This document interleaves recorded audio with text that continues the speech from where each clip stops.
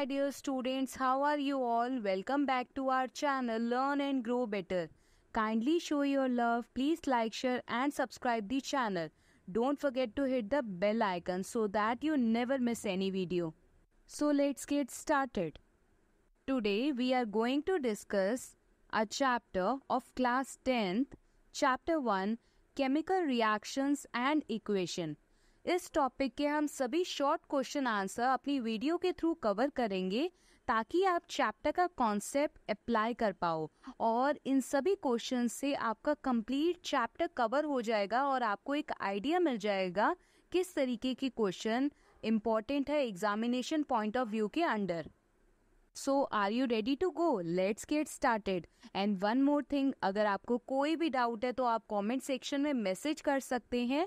So let's start the topic. 2 है आपका class 10 science का. Electrolysis of water is decomposition reaction.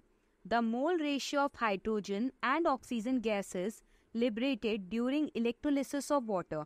तो पहले ध्यान से सुनना है, इलेक्ट्रोलिसिस ऑफ वाटर जो है वो एक डीकम्पोजिशन रिएक्शन है.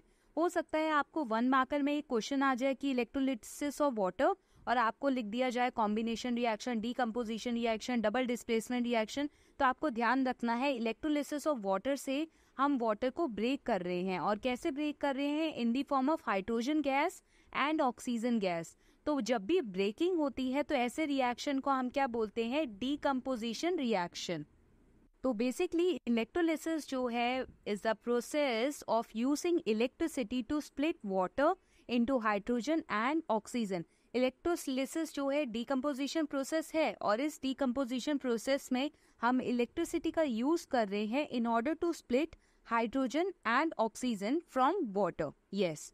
सो अब हाइड्रोजन और ऑक्सीजन का मोल रेशियो कितना होता है?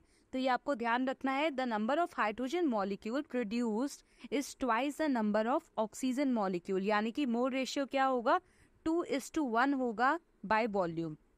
आपको ये तो क्लियर हो गया कि इलेक्ट्रोलिसिस मेथड से हम क्या कर रहे हैं? वाटर को स्प्लिट कर रहे हैं हाइड्रोजन और ऑक्सीजन की फॉर्म में, जिनका रेशियो क्या हो जाएगा? 2:1 हो जाएगा. ट्वाइस होगा हाइड्रोजन का as compare to oxygen. Electrolysis process क्या होता है इसके बारे में भी आपको नॉलेज होनी चाहिए क्योंकि एक क्वेश्चन और आ सकता है एग्जाम पॉइंट ऑफ व्यू के रिगार्डिंग.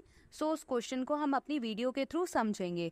तो बेसिकली इलेक्ट्रोलिसिस प्रोसेस जो है इसमें एक कंटेनर का यूज किया जाता है, एक वेसल का यूज किया जाता है और उस वेसल को हम इलेक्ट्रोलिटिक सेल कहते हैं.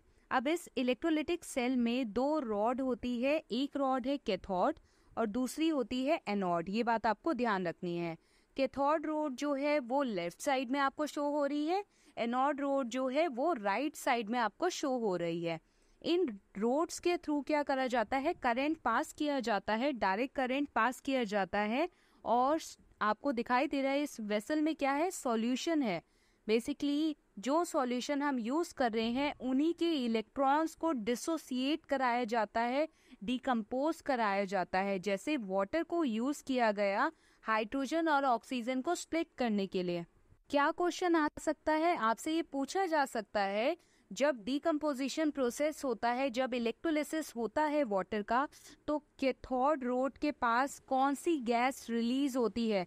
तो ये चीज आपको ध्यान रखनी है. कैथोड के पास हाइड्रोजन गैस रिलीज होती है और एनोड के पास oxygen gas. I repeat my wordings. Cathode के पास हाइड्रोजन गैस रिलीज होती है, हाइड्रोजन गैस के बबल फॉर्मेशन होते हैं और एनोड के पास ऑक्सीजन गैस के बबल फॉर्मेशन होते हैं.